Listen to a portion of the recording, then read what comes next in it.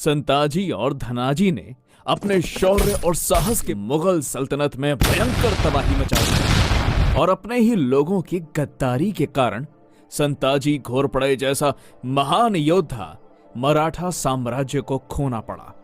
इस घटना के तुरंत 4 साल बाद मराठा साम्राज्य के छत्रपति यानी राजा राम महाराज की निरंतर भागदौड़ और लगातार मुगलों के साथ संघर्ष होने के कारण तबीयत खराब हुई और 3 मार्च ईस्वी सन 1700 को सेगढ़ पर उनका देहांत हो गया।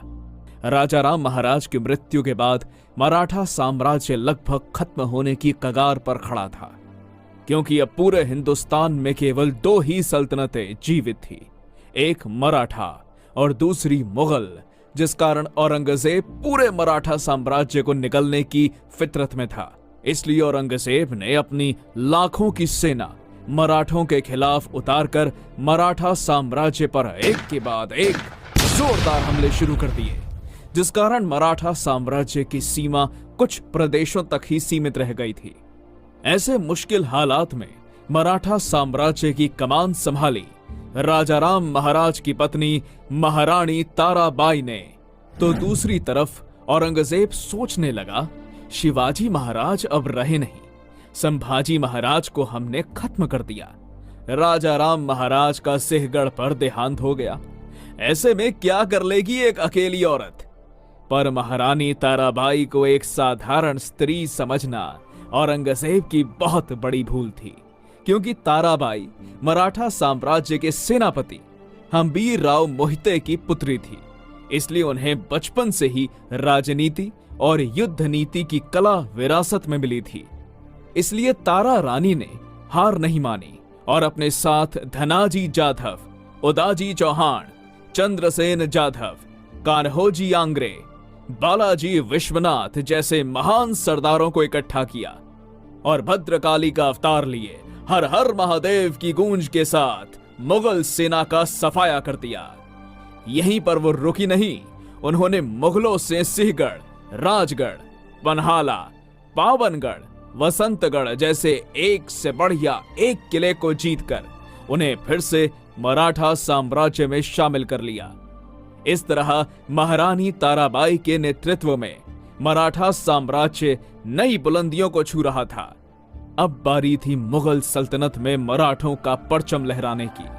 पर संताजी घोरपड़े की मृत्यु के बाद सिर्फ एक ही ऐसा नाम था जो मुगलों को ठिकाने लगा सकता था, और उस वीर योद्धा का नाम था धनाजी जाधव, जिन्होंने अपने शौर्य और साहस के बलबूते पर मराठा साम्राज्य के लिए गुजरात के दरवाजे खोल दिए, जो मराठा साम्राज्य के अगले सर सेनापति बने।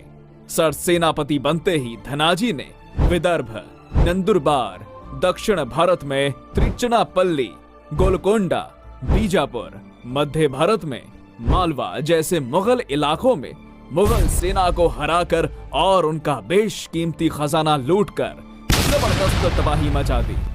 धनाजी की इन लगातार जीतों ने मराठों के हौसले कई ज्यादा बुलंद कर दिए, जिसके बाद धनाजी ने अपना अगला निशाना गुजरात को बनाया, क्योंकि उस समय का गुजरात प्रांत मुगल साम्राज्य का सबसे अमीर और समृद्ध राज्य माना जाता था। यहां तक कि औरंगजेब ने अपने खुद के बेटे मोहम्मद आजम को गुजरात का सूबेदार नियुक्त किया था। इसलिए धनाजी जाधव ने अपने साथ 80,000 की मराठा फौज इकट्ठा करके और हर हर महादेव की घोषणा देकर गुजरात पर चढ़ाई कर दी। पर इस बात की भनक जब गुजरात के सूबेदार अब्दुल हमीद खान को लगी, तो उसने मराठों को रोकने के लिए नजर अली खान, मोहम्मद बेग खान, सफदर खान बाबी, अली मर्दान खान, मोहम्मद पुरदिल शिरानी जैसे नामचीन सरदारों को आदेश जारी किया। इसलिए मुगल सेना नर्मदा नदी पार करते हुए रतनपुर में जा पहुंची और 4 मार्च सन 1706 को मराठा सेना और मुगल सेना के बीच युद्ध छिड़ गया।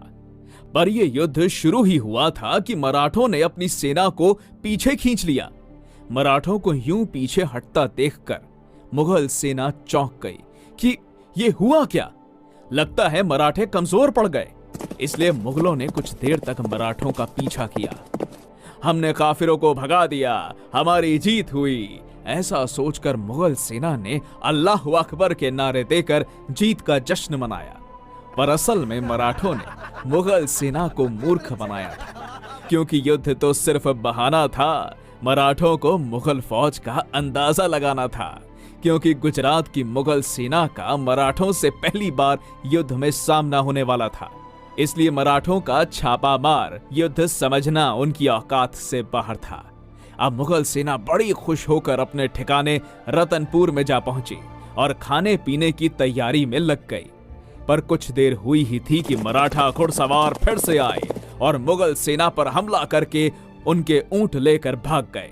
इससे मुगल सेना गुस्से से लाल हो गई और तंग होकर मराठों का पीछा करने लगी। अब मराठा आगे, मुगल पीछे। कुछ देर तक ये सिलसिला चलता रहा। एक तरीके से देखा जाए तो मराठे ना चैन से बैठते और ना ही मुगलों को बैठने देते। मराठे उन्हें पागलों की तरह दौड़ा रहे थे। मराठों का पीछा करते करते पूरी मुगल सेना पानी पानी हो चुकी थी। मुगलों ने अभी राहत की सांस भी नहीं ली थी कि तभी मराठा सरसेनापति धनाजी जाधव ने अपनी चाल चली और 80,000 की फौज के साथ मुगलों पर चढ़ाई कर दी। इतनी बड़ी मराठा सेना अपने ऊपर आता देखकर मुगलों की टांगे कपकपाने लग गई। मराठों के इस तूफान को रोकना अब असंभव था। गुजरात के रतनपुर के युद्ध मैदान में धनाजी जाधव ने अपनी तलवार से इतना भयंकर कत्लेआम मचाया कि नर्मदा का पानी कुछ समय तक रक्त से लाल हो गया।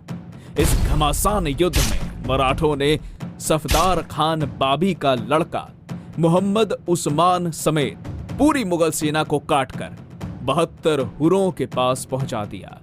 खुद सफदर खान बाबी जख्मी होकर मराठों से अपनी जान की भीख मांगने लगा। इसी से आप अंदाजा लगा सकते हो कितना बुरा हाल मुगलों का रतनपुर के युद्ध में हुआ था। सफदर खान बाबी को ठिकाने लगाने के बाद कुछ ही दूरी पर मोहम्मद पुरदिल शेरानी का ठिकाना था। मराठों ने उसे भी नहीं छोड़ा और हर हर महादेव की ललकारे देकर उसकी सेना को इतना जबरदस्त तोड़ा कि अपनी जान बचाने के लिए पुरदिल शेरानी नर्मदा नदी में कूद गया। पुरदिल शेरानी तो किसी तरह जान बचाकर भाग गया, पर नजर अली खान और बाकी मुगल सेना का बचना असंभव था, क्योंकि मराठे रुकने का नाम ही नहीं ले रहे थे। जो भी मुगल सैनिक मराठों के झपेटे में आते, मराठे उनकी गर्दन काटकर सीधा अल्लाह के पास पहुंचा देते। ये भयानक मौत का मंजर देखकर नजर अली खान का दिमाग ही रास्ते से फिर गया। उसने अपने ही खेमे जला डाले। आधी से ज्यादा मुगल सेना मराठों के खूनी तलवार से कट चुकी थी। भूख प्यास से त्रस्त मुगल सेना को पानी मिलना तक मुश्किल हो गया। इसलिए पानी पीने के लिए मुगल सेना अपना लाव लश्कर पीछे छोड़कर नर्मदा की तरफ भागने लगी। मराठों के पराक्रमी योद्धाओं ने भागती हुई मुगल सेना के पीछे अपने घोड़े दौड़ाए। आज शायद अल्लाह ने भी मुगलों का साथ छोड़ दिया था, क्योंकि मौत रूपी समुद्र ने अपना प्रकोप दिखाया। समुद्र के पानी का एक तेज बहाव नर्मदा में घुसने के कारण नर्मदा ने बाढ़ का रूप धारण कर लिया। मुगलों को भागने तक का मौका नहीं मिला और नर्मदा के इस भयंकर बाढ़ से हजारों मुगल सैनिकों को जल समाधि मिल गई, और जो भी इस बाढ़ से बच गए उन्हें मराठों ने कैद करके ले लिए। खुद नजर अली खान ने सरसेनापति धनाजी जाधव के पैर पकड़ लिए। अब बारी थी अब्दुल हमीद खान की, जो पूरी गुजरात की मुगल सल्तनत को चलाता था। ये अब्दुल हमीद इतना जालिम था कि उसके नाम से पूरा गुजरात कांप उठता था। पर रतनपुर में हुई मुगलों की हार की खबर सुनकर उसे गहरी चोट लगी और उसने कसम खा ली मराठों का नामो निशान मिटाने की।